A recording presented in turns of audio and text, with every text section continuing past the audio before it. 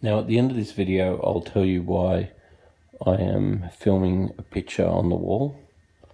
But today we had the funeral of Bob Hawke, who was Australia's 23rd Prime Minister, and he was the Prime Minister during the 80s, and pretty much Australia's most loved, respected and influential person. Bob Hawke loved Australia, he loved Australians, and people loved him.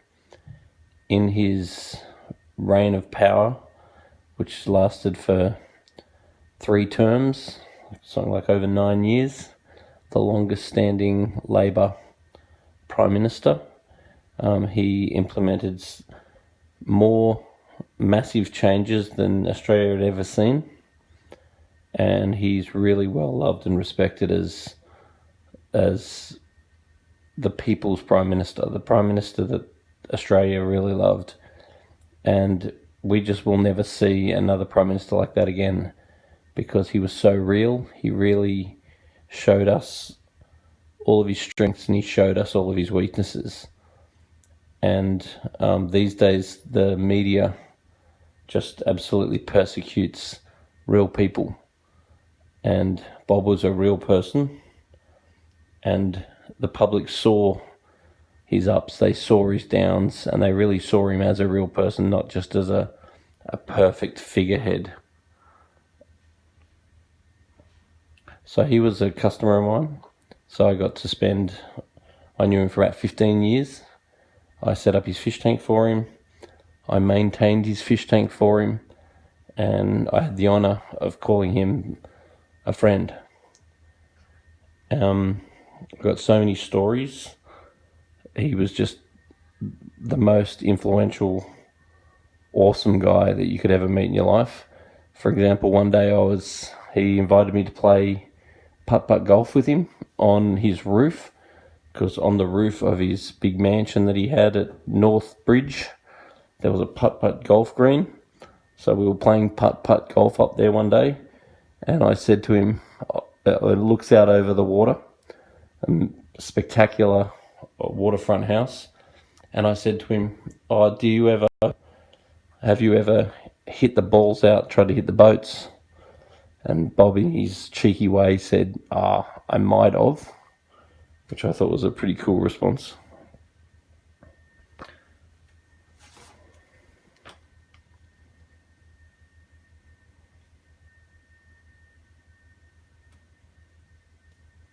So another little story that I remember is one time he came up to me while I was cleaning his fish tank, and he said to me, so what do you think of this global warming? Is it going to kill the Great Barrier Reef? And I said to him, well, the only thing the Great Barrier Reef has ever done is change, evolve, move. So I said, if the water gets warmer, then I said, we'll lose the reef in the north. But it's amazing how quickly the reef will evolve, and it's amazing how quickly the reef will move south. So I said, we won't kill it, but we'll definitely move it. The coral reef has expanded, contracted, and moved since way before our lifetime, and I believe it will continue to do that way after our lifetime. So we'll definitely impact it, but what we'll probably do is drive it south. And then he very jokingly said, so does that mean that one day this will be a coral reef waterfront? Referring to his Sydney home right on the water. And I said, yeah, well, maybe in millions of years that might be the case. And then he said, that'd be pretty good for Sydney tourism, wouldn't it? Which I thought was pretty cool. And I got to spend his last, before he died, he loved horse races, he loved sport, very, very famous for Skull and Beers, very famous for loving cricket. He loved horse races, and I actually got to watch the Melbourne Cup with him. I got to watch his last Melbourne Cup with him. So he invited me and Callan, and we sat down and watched the Melbourne Cup with him. And he was all excited. He had his paper out. watching it in his kitchen. And then after the race had run, they'd put some food out for us and drinks and stuff. And then after the race had run, Blanche pretty much bailed us outside and said, boys, quick, you got to get out of here because Bob's just lost a lot of money. Now, I don't know what a lot of money is for Bob to lose, but it was enough for Blanche to quickly get us outside and say, look, he's about to be in a really bad mood, so best you go home. So we off we went. But anyway, such an honour that was, getting to watch the Melbourne Cup with Bob in his kitchen. And whenever I bring my kids over, he loved the kids. He'd sneak off to the kitchen, give the kids some chocolates. He really loved Emily and James. He really loved kids. He loved it when I bring the kids over.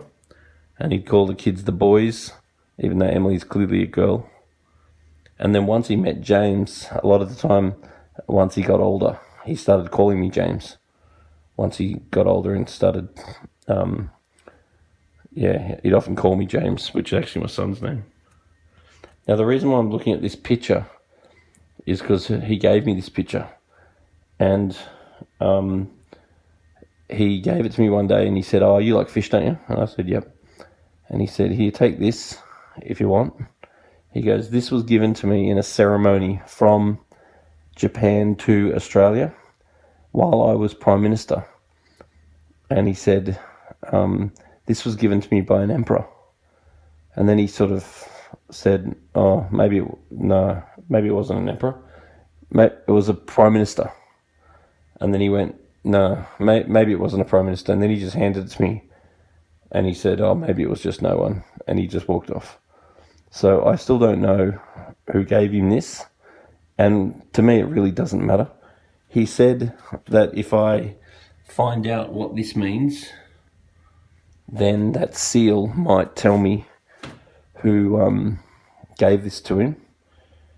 And I've asked every Asian that's ever walked in the house, and nobody knows what it means. But I don't really care. I don't care who gave this to him or what the actual story is behind it. The thing that I love about it is that he did give it to me. And I just think that's such a cool story. That this was given to me by Bob Hawke. And it was a real honour to have this hanging in my dining room. Anyway, tell us what you think of this picture. If you've got any stories of Bob Hawke or anyone else that you've been inspired by over the years. I'm very lucky with my job. I get to meet lots of celebrities, but there's no one greater, more inspirational, smarter, and made a bigger impact on the world than our Bob Hawke.